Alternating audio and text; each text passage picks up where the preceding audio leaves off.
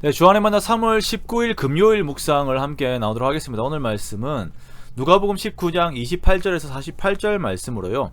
겸손의 왕이라고 하는 제목으로 함께 묵상을 나누도록 하겠습니다. 오늘은 예수님께서 나귀를 타고 예루살렘에 입성하시면서 주님께서 그 백성들에게 참된 평화와 그리고 겸손의 왕이 되심을 우리에게 말씀하고 있습니다. 예수님께서는 이제 승리를 앞두고 왕으로서 예루살렘에 입성하십니다. 아마 영화 같은 것에서 많이 보셨을 것입니다만 당시 왕이나 혹은 장군들이 전쟁에서 이긴 후에 다시 입성을 하게 되면, 돌아오게 되면요, 모든 시민들이 나와서 뭐 꽃가루도 뿌리고 하면서 그 행렬을 맞이하게 되죠. 오늘 예수님의 입성은 그러한 퍼레이드를 연상하게 합니다. 이것은 그런데 세상의 왕과는 좀 다른 성격을 가지고 있어요. 세상의 왕의 입성과는 좀 다르죠. 세상의 왕들은 좋은 말을 타고 혹은 좋은 술에 올라가서 아주 의기양양한 모습으로 백성들의 환호를 받습니다. 그 자리에서는 그 누구보다도 높은 모습을 가지고 있죠. 그 뒤에는 탈취한 전리품들과 노예들이 줄을 서서 따라갑니다. 자, 이것이 세상의 힘의 원리이며 이 꼭대기에 그 왕이 서 있는 것입니다. 그러나 예수님께서 보여주신 하나님 나라의 모습은 다른 성격을 가지고 있어요. 예수님께서는 예루살렘 입성을 준비하시면서 제자들에게 나귀 새끼를 구해오라고 하시죠. 벳바게와 베다니에 가까이 가셨을 때에 맞은편 마을에 가면 아무도 타보지 않은 나귀 새끼가 매여 있을 것인데 그것을 풀어서 끌어오라라고 말씀을 하십니다. 혹시 누가 그 행동에 대해 묻는다면 주께서 쓰시겠다라고 말을 하고 가지고 오라고 하시죠. 여러분, 좋은 말 보신 적 있으신가요?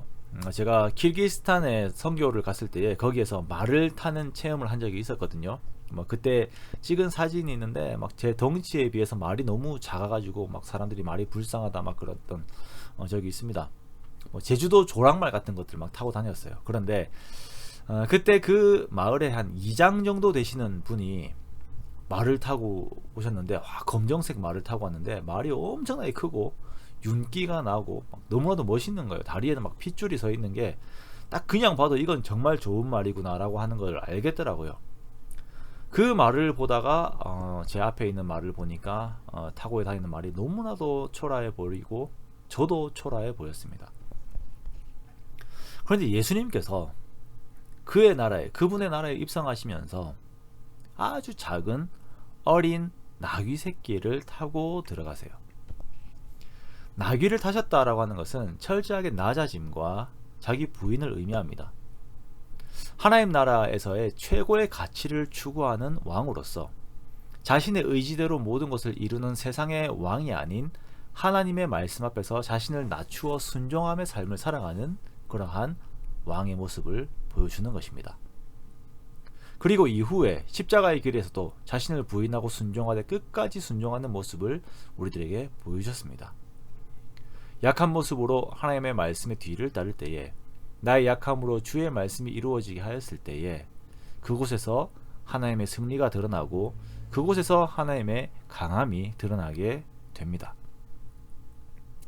이렇게 나귀를 타고 입성하신 주님의 모습, 세상의 모든 가난한 자들에게 큰 위로가 되심과 동시에 우리 모두가 하나님 앞에 가난한 심령들이 되는 그 본을 보여주셨어요.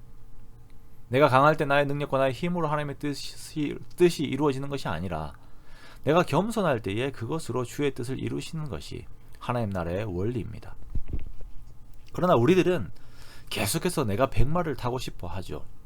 이것은 재물만을 의미하는 것이 아닙니다. 좋은 차를 의미하는 것이 아닙니다. 내 능력과 내 학력과 내 권위와 내 명성으로 하나님의 뜻을 이룰 수 있는 것처럼 생각하고 그것을 추구하는 것이죠. 우리는 나에게 있는 세상의 가치들을 의지해서는 안 됩니다. 하나님께서는요, 이스라엘 왕들로 하여금 오직 하나님만을 의지하게 하시기 위하여서 이들이 많은 말들과 병거를 많이 두지 못하게 하셨어요. 즉, 하나님께서 인간을 구원하시고 그의 삶에 하나님의 뜻을 이루시게 하는 것은 철저하게 나를 낮춘 순종으로 그것을 이루시는 것입니다.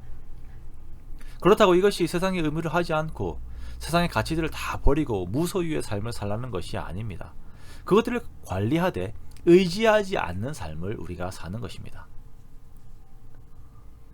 혹시 백마가 없다고 마음에 낙심하고 걱정하는 분이 계십니까? 오히려 우리의 마음의 고민이 하나님께 순종하지 못하는 나의 삶에 대한 부분이 걱정이 되어야 할 것입니다. 내 마음이 하나님이 아닌 다른 높은 곳으로 가려 하는 나의 마음이 걱정거리가 되어야 할 것입니다. 주님께서 나귀를 타신 왕의 모습을 보이신 것을 우리가 잘 기억하면서 오늘 하루를 살면서도 주님 앞에 낮아지는 우리가 되기 원합니다. 그렇게 또한 형제들 앞에서도 낮아지는, 형제 자매들 앞에서도 낮아지는 우리가 되기 원합니다. 그때 주께서는 우리를 높이시고 하나님 나라에서 우리를 큰 자로 대우하실 것입니다. 모든 삶의 가치가 더 높은 곳으로 향하고 있는 이 세상에서 나귀를 타신 겸손의 왕 우리 주님을 생각하며 주님의 뒤를 따라 겸손의 길을 함께 걷는 저와 여러분의 삶이 되시기를 주님의 이름으로 축원합니다.